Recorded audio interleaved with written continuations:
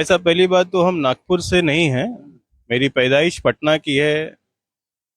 मेरी पहली वोटिंग बांकीपुर में हुई है। अभी हम नागपुर के मतदाता हैं।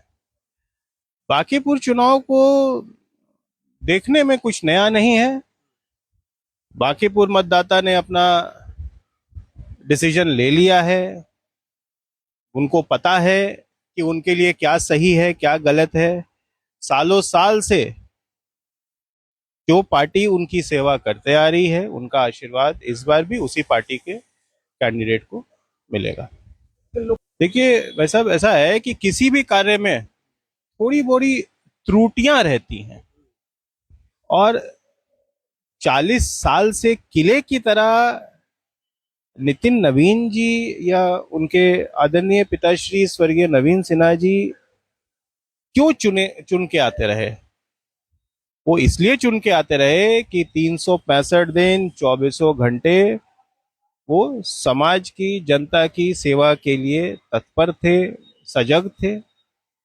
और आप 40 साल की बात कर रहे हैं तो आपको याद दिलाना चाहेंगे कि 2014 के पहले समीकरण कुछ और था, परिस्थिति कुछ और थी।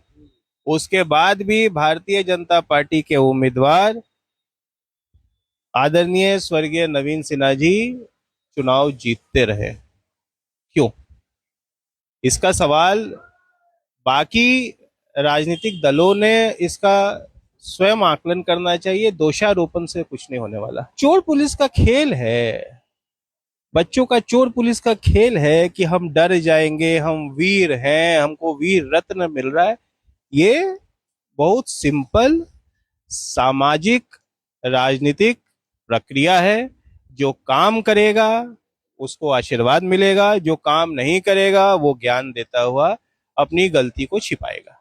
बिहार के सपूत हैं, उनको चुनाव में रहना चाहिए।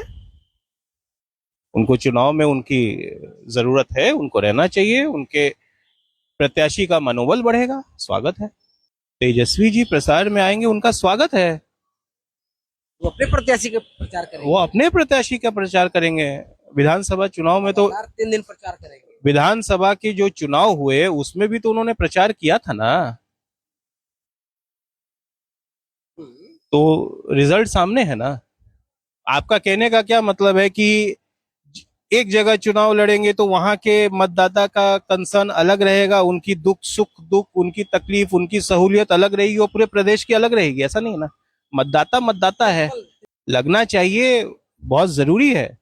पूरे टीम वर्क होनी चाहिए। कम से कम 5 साल नहीं करते हैं तो 3 दिन तो कर लीजिए, कुछ तो सेटिस्फेक्शन रहेगा कि कुछ काम किए। बहुत अच्छी बात।